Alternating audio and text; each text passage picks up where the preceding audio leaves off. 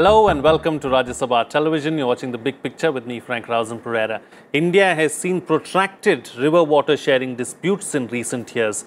Depleting groundwater, drying rivers and increasing demand for water have led to long legal wrangles between warring states. But very soon, India might have a single national tribunal, the Interstate River Water Disputes Tribunal, to arbitrate interstate water disputes. Its recommendations will be binding on the competing parties. Over the years, there have been several tribunals hearing disputes between states on river water sharing, but they have not been able to effectively resolve the disputes in a time-bound manner. While there are suggestions for reconsidering and reviewing the structuring and functioning of the tribunals, there is also a need to look for an alternative mechanism based on environmental thinking to resolve such disputes effectively, amicably and sustainably. On this edition of The Big Picture, we will analyze the Interstate River Water Disputes Amendment Bill of 2019 and how the setting up of a single tribunal will help in resolving river water sharing issues. Joining me on the program today are J. Sai Deepak, Advocate of the Supreme Court, Srinivas Chokkakula, Fellow, Center for Policy Research, S. Masood Hussain, former Chairman, Central Water Commission, and Ashok Bagaria, Legal Editor, Hindustan Times. Thank you to all my guests for joining me on this edition of The Big Picture. Yes, Deepak, I'd like to begin the program with you. Let's first try and understand what the Interstate River Water Disputes Amendment Bill of 2019 is and your thoughts on the bill.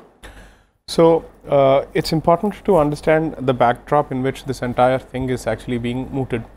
So, you have two legislations which have been promulgated under the Constitution to deal with water related disputes. One is the River Boards Act and the other is the IRWD Act of 1956, which came about after the reorganization of the states in 1956. Now, the first legislation is primarily meant to create a body which is meant to advise government on river basins and particularly when projects are set up. Whereas the second one is basically meant to address issues of interstate water disputes. Now, the structure and this particular legislation is a consequence of Article 262. Now, since we are discussing the problems or let's say the challenges or the advantages of the bill that has been proposed, it is very interesting to note that in the Constituent Assembly, when the discussion was mooted with respect to addressing these disputes, they did not have in mind a law which allows the central government to set up any kind of tribunal. In fact, they wanted presidential reference for these kind of issues to avoid politicization of these issues or perhaps delay. So, this was one of the things that was actually suggested in the Constituent Assembly debates. However, subsequently, Dr. Ambedkar said that it's perhaps best that we go with the Parliament which has the power to enact laws with respect to this, and as a consequence of which, the original Article 242A translated to Article 262, under which these bills are actually passed and these laws are made. Now, under the current legislation as it stands, each time a problem with respect to or a dispute with respect to sharing of river or any kind of issue with respect to river between two states arises, it translates to a complaint for the constitution of a tribunal. Now, if you look at the history of the timelines taken to constitute these tribunals for each of these disputes, it has taken in some cases 6 years, 7 years, 10 years, 20 years. So, these are the timelines that you have seen. Now, under the legislation, once the dispute is resolved by the tribunal, it has to be then notified by the government as part of the official gazette. That's the practice. And then it attains the status of a decree or an award by the Supreme Court, almost at par with that. And therefore, you do not have access to the Supreme Court over and above that.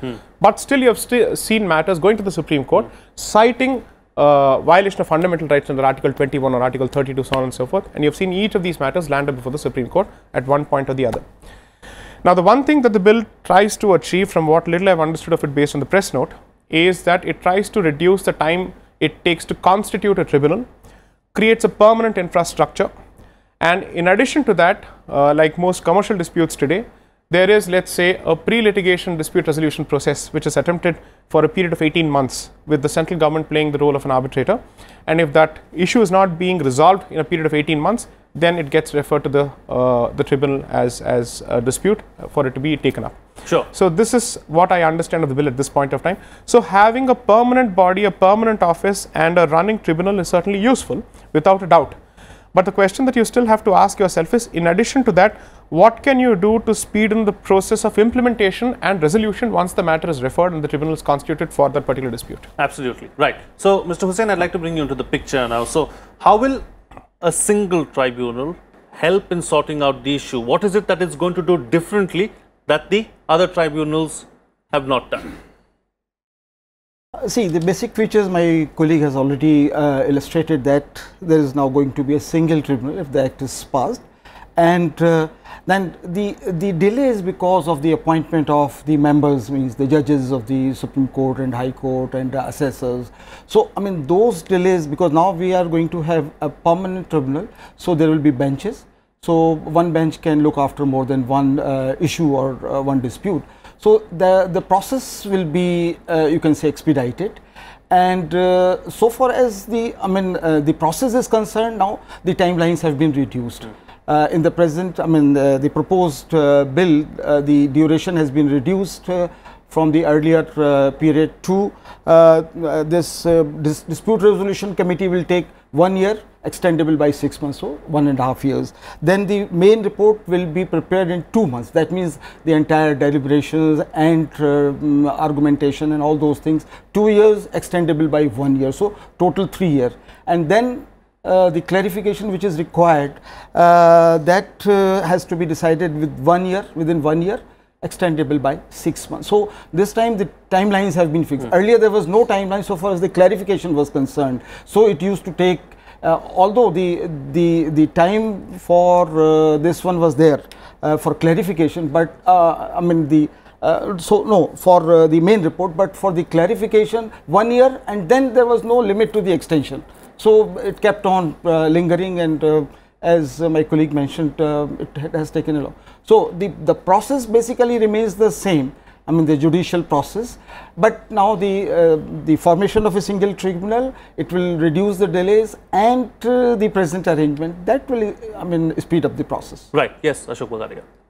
See, I just wanted to add one thing, that it's nice to have a single tribunal like if we can draw a parallel between this tribunal which is being conceived by the central government and the Armed Forces Tribunal. So, it's going to have one permanent bench and got some other benches in various parts of the country. So, you could have a southern bench, you could have a western and an eastern bench, and the work gets delegated to this bench, and that's how the water disputes get attended to in a faster and a quicker manner.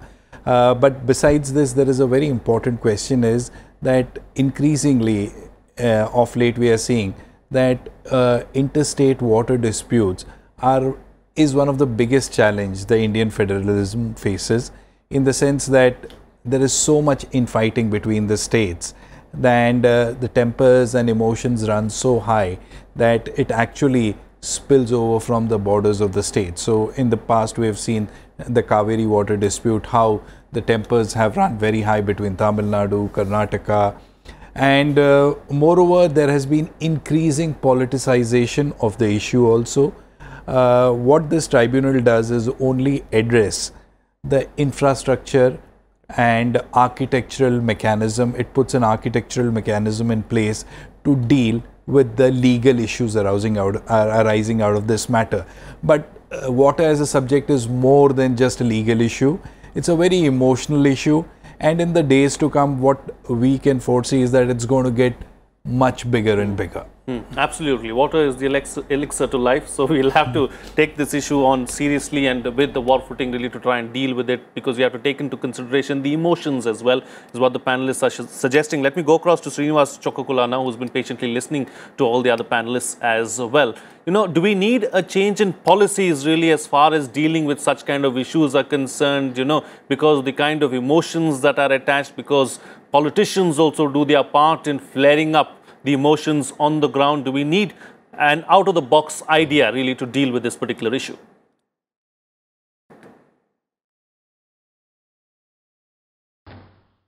Well, certainly we do need beyond legalist solutions. In fact, what this particular amendment bill was, in fact, just to be clear, it was first introduced in 2017 or 2018 in the Parliament. and there was a parliamentary committee that looked into it, and there were certain modifications that were made. I think this is going to be reintroduced now in the Parliament after the Cabinet's approval. So we do not know exactly if there have been any modifications, but our own comments are based on what we have seen in the bill that was earlier introduced. So to respond to your question, yes, certainly. In fact, particularly interstate water disputes, in the sense like there is a larger term which is interterritorial disputes, are very complex disputes. It's not adequate to have a legal solution itself. So what we are offering through this amendment bill is just a legal solution. But you also need others, supplementing responses in terms of first policy. When I say policy, you need to have a certain kind of federal consensus among the states that there is a certain role that the center can play, particularly when you want to look at where the dispute resolution committee is going to function. We need to see what kind of gravitas that you can attach to this disputes resolution committee to enable certain level of possible resolution even before it was referred to the tribunal. The second one is what Mr. Desai has actually mentioned, is actually you need to also think about what kind of ex post solutions do you need, and these need to be in the form of institutional solutions. Do we have robust models for implementing an award that is given by the tribunal?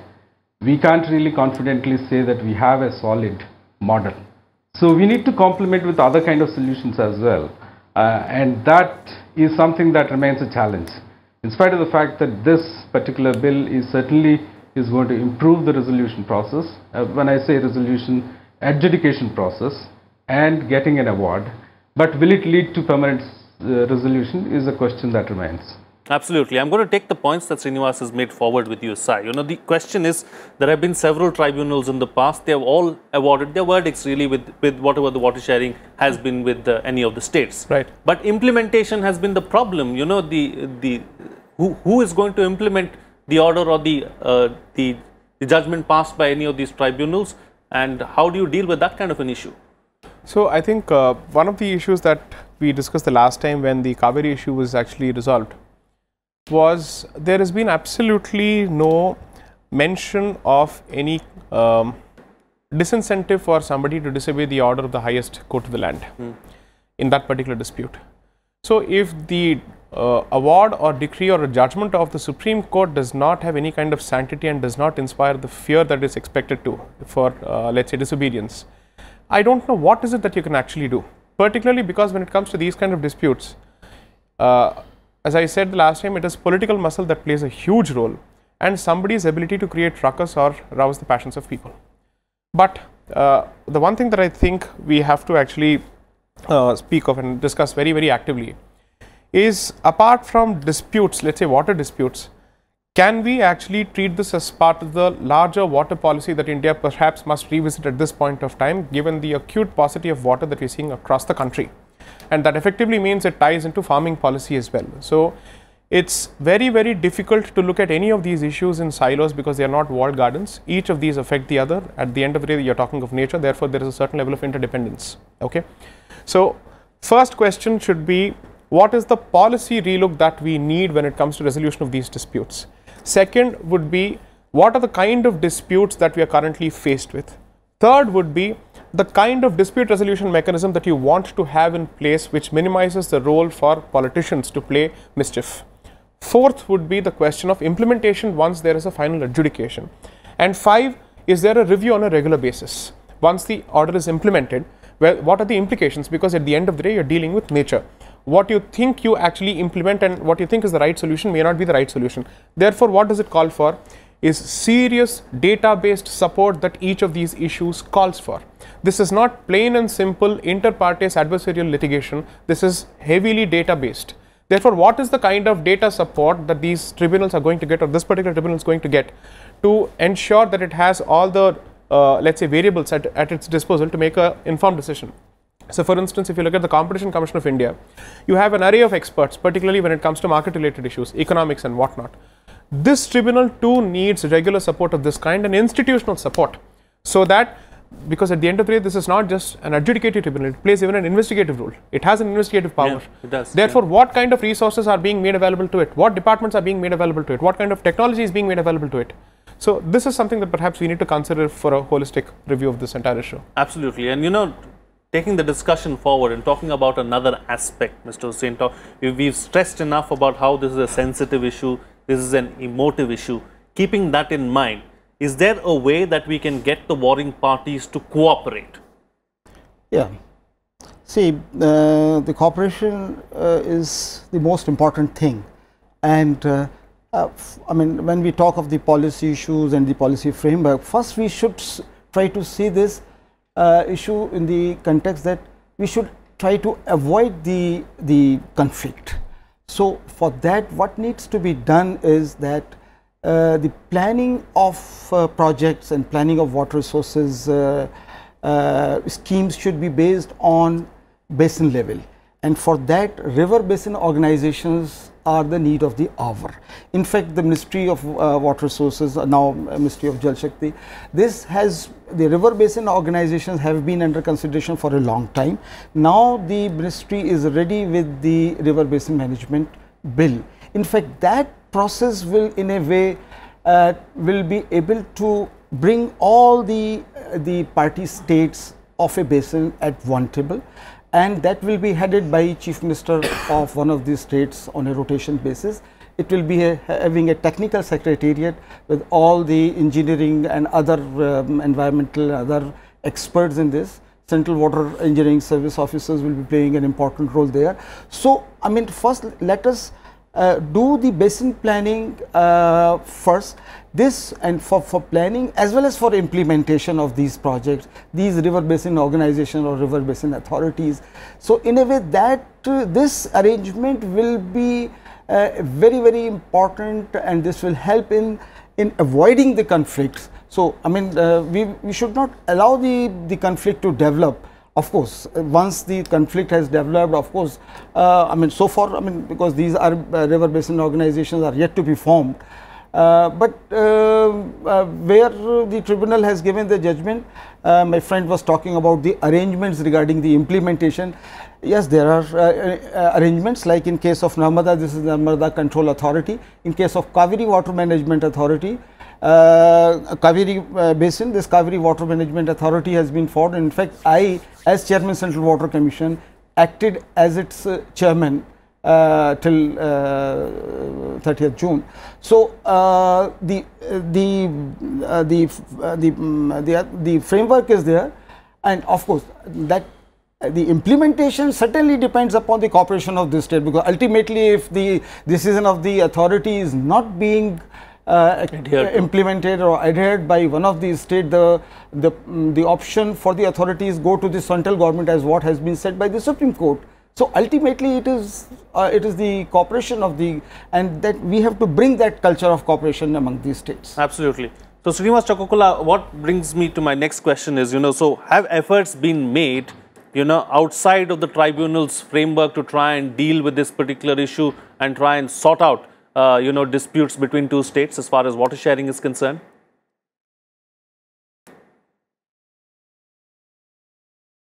Well, I wouldn't say there are efforts made, but there is states have come together voluntarily and got into agreements. Many viewers as well as panelists might be surprised if you look at the track record of India in terms of interstate water cooperation. I mean, we always focus at, how many disputes do we have so far? We have had something like 9 disputes, interstate disputes, water disputes. You can't even guess the number of interstate water cooperation agreements that are in place. I mean, Mr. Hussain knows it, and the Central Water Commission has compiled more than 160 agreements between the states. So, there are certain factors that contribute to the states to think about working together.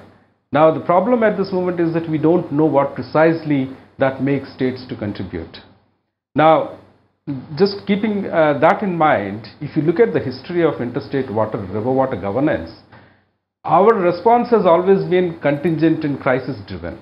If you look at, both what Mr. Desai has said, both the legislations, the River Boards Act and the Interstate River Water Disputes Act, both of them came in 1956.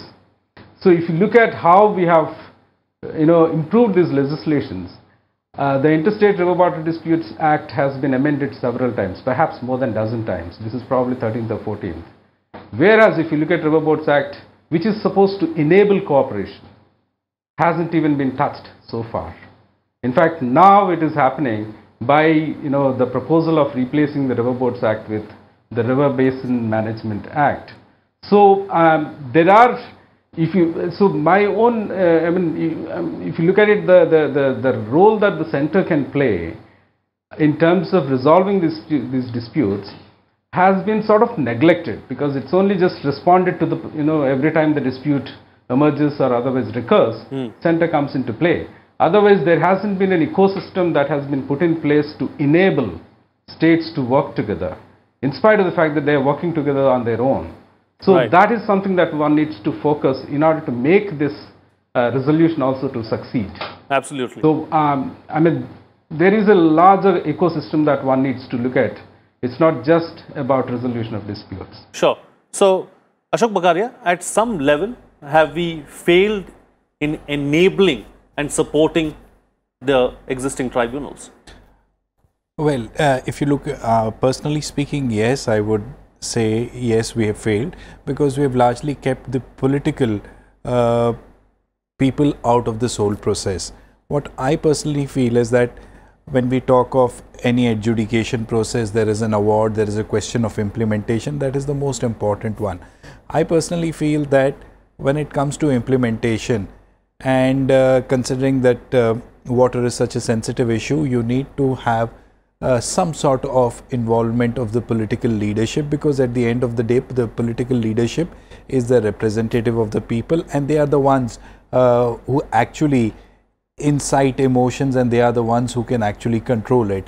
And moreover, as far as the question of fear is concerned, there should be some, while implementing a decision, some kind of a fear should be there in the minds of the political representative or the chief executive officer or the chief minister of that particular state, whatever we call them, that they could be hauled up for contempt. So that is one way of ensuring that the particular award gets implemented. So far, there have been attempts in the past. We have seen that contempt proceedings have been initiated against the chief secretaries of the state, the chief ministers, but nothing really happens. We have had awards, we have had water tribunals functioning for the last 3 or more than 3 decades, and nothing has come out of it.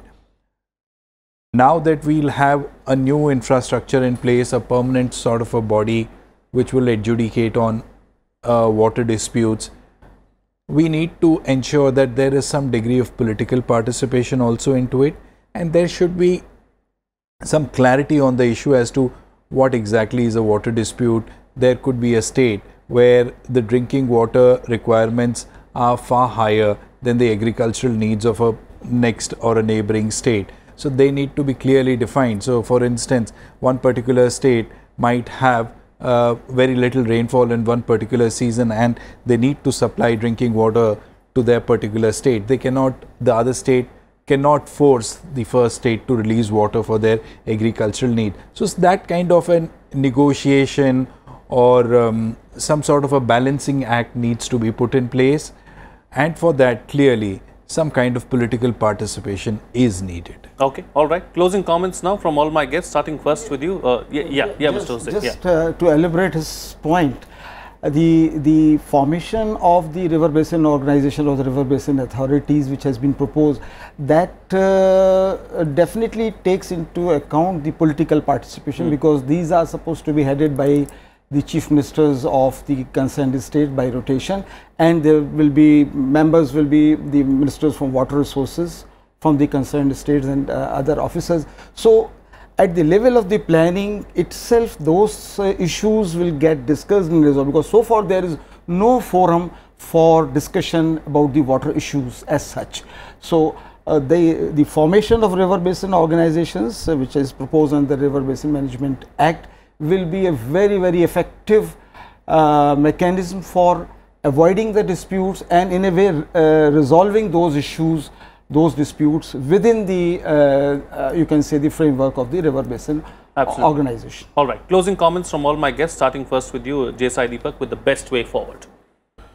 So the one thing that my own experience over the last few weeks has told me is environment is really going to present itself as a huge challenge to us in the coming years, particularly with our increasing water needs, increasing industrialization. So perhaps all of this is only telling us that when we have a mandate which is perhaps one of the single largest mandates that we have seen in living history in the last 20-30 years, that mandate should be used to perhaps usher in certain serious policy reforms when it comes to these kind of issues. I certainly believe that what has been proposed through this amendment is necessary, but it is more infrastructural, as one of the panelists put it, as opposed to policy oriented. So I think this is the time to usher in these kind of reforms. Environment needs a huge attention, and I think responding to it at the stage of crisis is not the best way to go about it, particularly when I think these kind of issues also have unfortunately a bearing on national integration, as we have seen in the past few years. Right. So when access to resources translates to an angst between two communities or two different states and is capable of propelling vociferous sentiments, then I think you need to pay a bit more of attention at the most fundamental level possible, as opposed to just the infrastructural level. Sure. Srinivas Chokakulak, best way forward?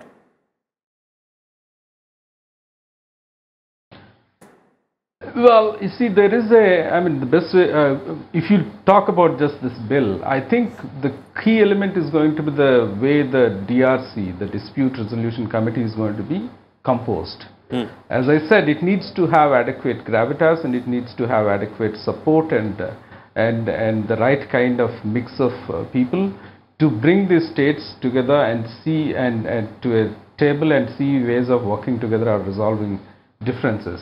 You know, the danger if you let it to go to the adjudication is that, in spite of the fact that we have put in time limits in terms of at the most giving all the allowable extensions, it may take about 5.5 years. Right. But it is still open for litigation before the Supreme Court, particularly after the 2018 decision by the Supreme Court. Sure. So we might end up getting into perpetual litigation if we don't strengthen these spaces where we can draw on deliberative force to resolve these disputes, instead of thinking about any coercive measures to make states fall in line.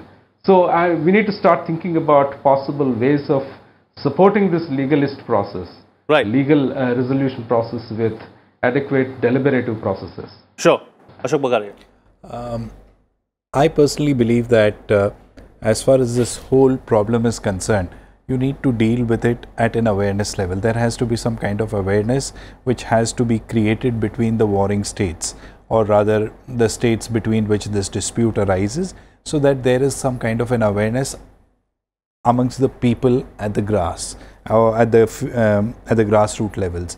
So, and secondly, most important thing is data collection. Right. So you need to have a good and a healthy data or over a period of years which will actually keep in mind that what is the rainfall that particular region has got, what is the amount of water that is available, what are the needs of that particular state. So if these things are taken in the totality, awareness and data collection will go a long way, right, in preventing. I think the another way of looking forward is that to prevent these disputes in the first place, sure, would actually help in reducing this interstate disputes. Okay, very limited time. So Mr. Hussain, quick closing comment from you. Yeah, I mean, so far as the data is concerned, data is by and large available. So it is more that sometimes because of the political reasons, these disputes get exaggerated, in the sense that, I mean, I can quote the example of this Mahanadi Tribunal. I mean, personally, I felt that there should not have been a need of a Mahanadi Tribunal, in the sense that the Mahanadi basin is a water surplus basin. The studies which have been carried out in case of Mahanadi, these clearly indicate that 10 billion cubic meters of water is surplus Right. because we studied for the interlinking of rivers.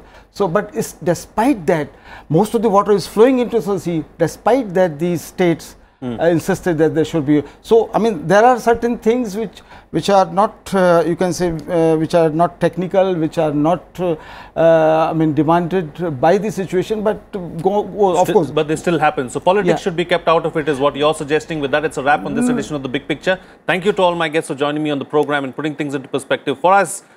We'll see you again next time.